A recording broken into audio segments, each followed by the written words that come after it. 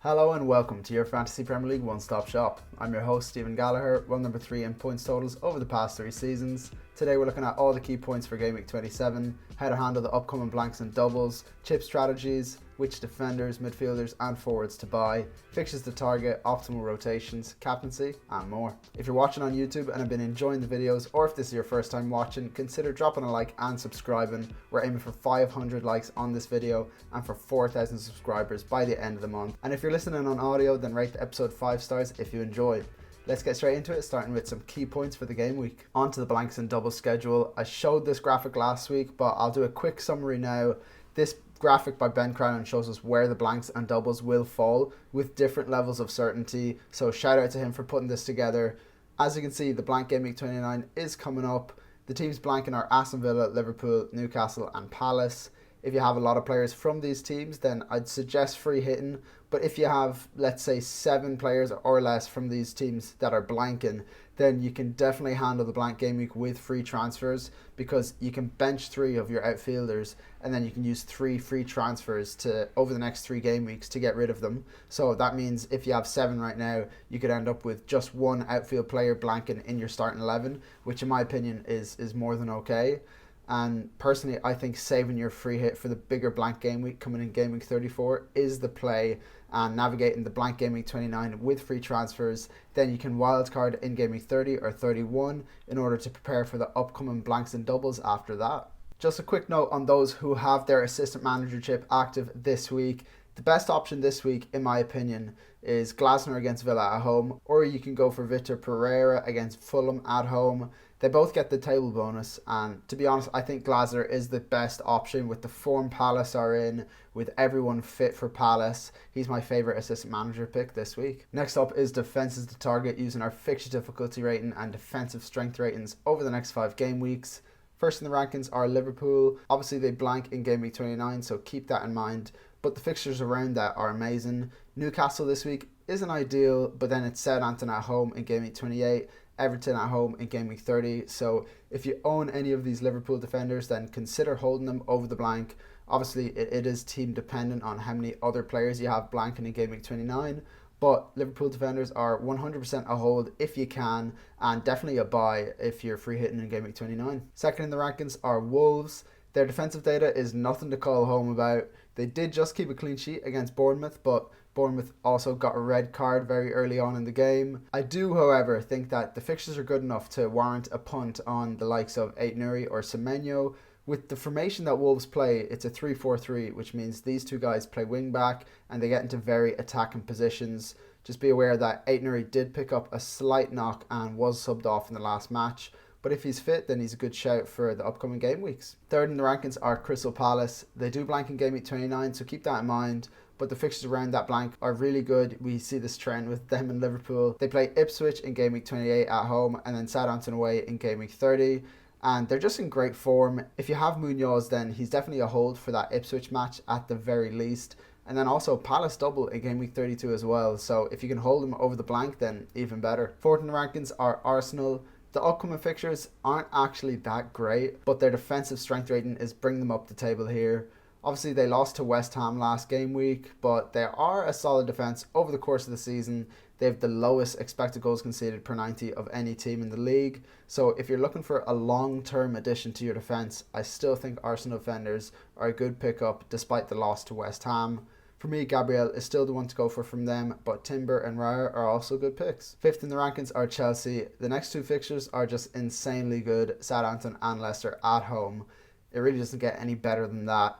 However, Chelsea have been really poor. This year, since game week 20, they rank 13th for expected goals conceded per 90, not even in the top half of the table, so proceed with caution here, but the fixtures are definitely there.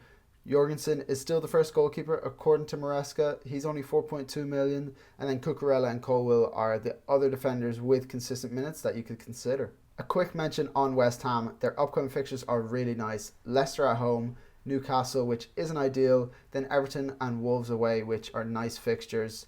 Their defensive record isn't necessarily the best, but they did just keep a clean sheet against Arsenal away, and this man, Wan-Bissaka, was getting into some very attacking positions. He looked really good that game. And one thing you can do here is rotate a West Ham defender in and out of your team when the fixtures suit. Speaking of rotations, next up is our defender rotations, where I've run a model that calculates the optimal defender rotations based off the upcoming fixtures over the next 5 game weeks. My favourite rotation here is Wolves and Bournemouth, and it's a really nice one. You get Bournemouth against Brighton away, Wolves against Everton at home and Southampton away, Bournemouth against Ipswich at home, and then Wolves against Ipswich away. So that rotation looks really solid, to be fair. Next up is attacks to target using our fixture difficulty rating and attack and strength ratings over the next 5 game weeks. First in the rankings are Chelsea. They haven't particularly been the most free-flowing attack recently, and a lot of people have sold Cole Palmer. And if you did that 5 weeks ago, then you've come out on top because he's only gotten 1 return in the past 5 game weeks. But historically, we have seen that he performs very well against worst opposition. And to be fair, who doesn't? But Cole Palmer especially likes to play against teams at the bottom of the table. At least this is the narrative that people have been saying around Cole Palmer for a while, right? But when he played Southampton away earlier in the season, he only got 1 goal. And when he played Leicester away, he didn't get anything. And then he didn't get anything against Ipswich either. So only 1 goal against the 3 relegation teams this season. So I know it's crazy to say, but if you're itching to get rid of Cole Palmer, there is still justification to do so. But then again, when he plays 2 relegation teams back to back at home and he doesn't blank in game week 29, I'd still recommend holding them. In terms of other Chelsea attackers, Nkunku was the interesting one as he was playing up front with Jackson away, but then Maresca played him out wide on the left against Villa and he looked really poor. And Neto played up front instead and he looked quite lively. He came away with an assist. I do think that a 2 or 3 week punt on Nkunku or Neto could be really interesting for those wildcarding in game week 30 or 31. Second in the rankings are Bournemouth. We didn't get to see much from the Bournemouth attack against Wolves as they were playing with 10 men for most of the game after Zabarnyi got sent off in the 30th minute. So not much to take away from that game. I still think Bournemouth attackers are a good investment with these fixtures and how good they've been going forward. Kluivert, still my favourite pick, but Dango has slipped down the ranking of my preference and he's been replaced by Semenyo in 2nd place.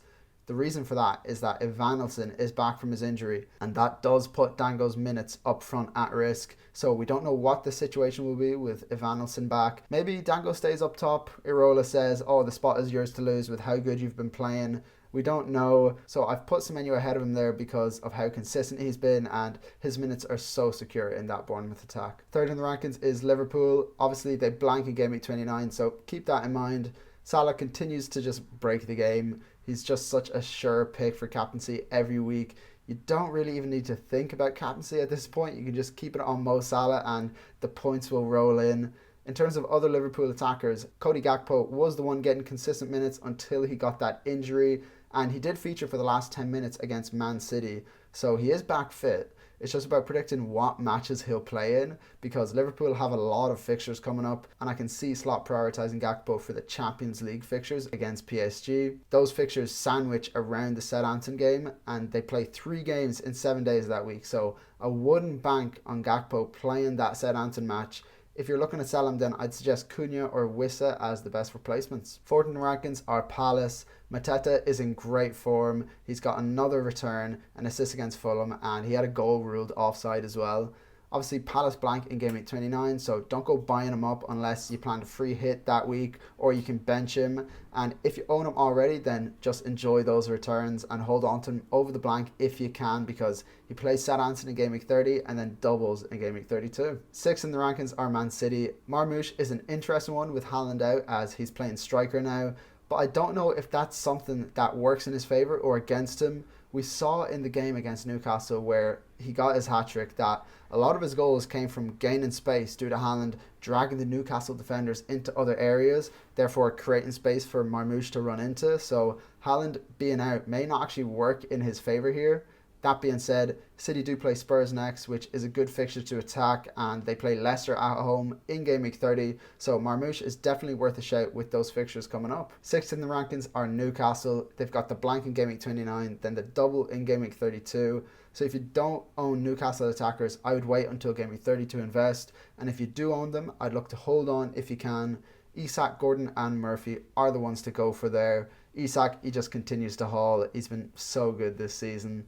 Now Gordon, he's been a little hot and cold, but Howe trusts him and he plays basically every minute for them. and then Murphy is just great value at his price for his returns. 8th in the rankings are Wolves. A lot of people invested in Cunha last week and he got a goal. He's got the form, he's got the fixtures. I just think he's a great buy and a great replacement for Gakpo, who a lot of people are looking to sell. His fixtures get especially good from Game Week 29 onwards, but you can get a goal against anyone, as we've seen the past few weeks. So invest now if you're thinking of making a forward transfer. And finally, 11th in the rankings are West Ham. They play Leicester at home this week, which is definitely a fixture to target. Bowen is a great pick from them. He's finding some nice form recently. The fixtures don't actually look amazing here, but he plays Leicester this week and he has a fixture in the blank Game Week 29. He's definitely worth a shout. On to the attacker rotations. Ranking first here is Crystal Palace and Wolves. With that rotation, you get Wolves against Fulham at home, Palace against Ipswich at home, Wolves against Southampton away, then Palace against Southampton away, and then Wolves against Ipswich away. So some really nice rotation there. On to the stats review, where we analyse the best performing players in every position statistically and combine that with the fixture difficulty ratings. Players in red are the most expensive and in green are the cheapest. For goalkeepers, we're looking at expected goals conceded per 90 against the defensive fixture difficulty rating. At the top of the plot, we have the Wolves goalies, followed by Henderson for Palace, and then the Liverpool keepers. Alisson looking really strong here. Between Alisson and Raya, the two premium keepers, Alisson looks the better pick based off the data here. On to defenders, we're looking at non-penalty expected goal involvement per 90 against the defensive fixture difficulty rating, multiplied by the team's defensive strength. Liverpool players at the top with Trent the most attacking, Wolves below them with Aït-Nouri the most attacking, then Munoz for Palace the next one down. Also looking good in this plot is Gabriel for Arsenal, Cucurella for Chelsea, Dalot for Man United, Kirkaz for Bournemouth, and Gvardiol for Man City, who's the third most attacking defender in the league after Trent and Munoz. On to the midfielders, we're looking at non-penalty expected goal involvement per 90 against the attacking fixture difficulty ratings. Crystal Palace, Chelsea and Bournemouth players in the mix at the top here. The standouts from them seem to be Palmer, Dango, Nkunku, Sarr, Tavernier and Semenyo. Below them is Newcastle with Barnes and Murphy racking up the best expected data, then Salah and Jota for Liverpool, De Bruyne for City, and Pape Sarr still putting up really good XG for Spurs. On to the forwards, Mateta at the top here, next to Cunha and Evanilson, who's back fit. Isak out in the far right with the best expected data, with Watkins and Wissa not too far behind in terms of the expected data, but their fixtures aren't as good, and then Gakpo and Darwin neck and neck for Liverpool forwards there. On to captaincy, Salah for me is the best captaincy option. He's in the form of his life, and Newcastle haven't exactly been the best defence recently. They've conceded 14 goals in the past 5 games, which is the same as Southampton, who everyone is targeting because of how poor their defence has been. So Salah is the first pick for me. In second, I have Cole Palmer against Southampton at home. The best fixture to target right now. This man, he hasn't exactly been on fire recently, but there's nothing like a game against Southampton to bring you back to form. I think it will be a close one between him and Salah this game week. And third, I have Bowen against Leicester at home, another team to target, and Bowen and West Ham are finding a bit of form now. I back him to get a return here. In fourth, I have Nkunku against Southampton at home, another Chelsea player. This is all dependent on whether he gets to play up front or not. He didn't against Aston Villa and he didn't have a great game there. If he does play up top against Southampton, I think he could do very well here. And finally, in fifth, I have Bruno Fernandes against Ipswich at home. Targeting the fixture here, he is the talisman for Man United. Whenever they need a goal, he is the man for them. Ipswich aren't exactly pushovers and Man United aren't exactly a goal machine, so proceed with caution with this one. And if I could give you one piece of advice at all, it would be to captain Salah this week, and if you don't, then put it on Cole Palmer. On to my Game Week 26 review. This was a massive game week for me. I came away with 103 points and a game week rank of 78k, shooting me up from 467k to 290k. Really happy with this game week. I went for Glasner and he got a fat 20 points. And I had Salah, Mbeumo and Isak all with double-digit hauls, then Wissa and Lewis Hall with big scores too. So all in all, a very successful game week. For my Game Week 27 plans, I've got 1 free transfer and 2.2 mil in the bank. In defence, I've got Raya and Gabriel against Forest away. Really hoping for a Chris Wood blank here, as I don't own him and would love to see my Arsenal boys get a clean sheet after a disappointing game week last week, conceding against West Ham at home. Then I've got Kirkez against Brighton away and Robinson against Wolves away. In the midfield, I've got Salah against Newcastle at home, Mbeumo against Everton at home, Palmer against Southampton away, and Kluivert against Brighton away. And up front, I've got Wissa against Everton at home, Isak against Liverpool away, and Gakpo against Newcastle at home. Then on the bench, I have Fabianski, who won't play, Rodgers against Crystal Palace away, Castagne against Wolves away, and Hull against Liverpool away. The plan this game week is to get Rodgers out. He just picked up an injury and he blanks in game week 29. The plan was always to move him on this game week and get a nice 3-game week punt before a wild card in game week 30. I'm still, however, deciding who to go for. It's between Nkunku, Neto, Bowen and Semenyo in that order of preference at the moment. If we get news that Neto is starting, I'd be very tempted to go for him and hope that he just plays up front again. But we will wait and see. I won't have a deadline stream today as I'm in the office, so if you have any transfer questions, then leave them in the comments below. That's all for today, folks. Go ahead and drop a like and subscribe if you enjoyed the video, and rate 5 stars on audio. We're aiming for 4,000 subscribers by the end of the month, so join the community if you haven't already and if you're enjoying the videos. Until next time, guys, have a good one.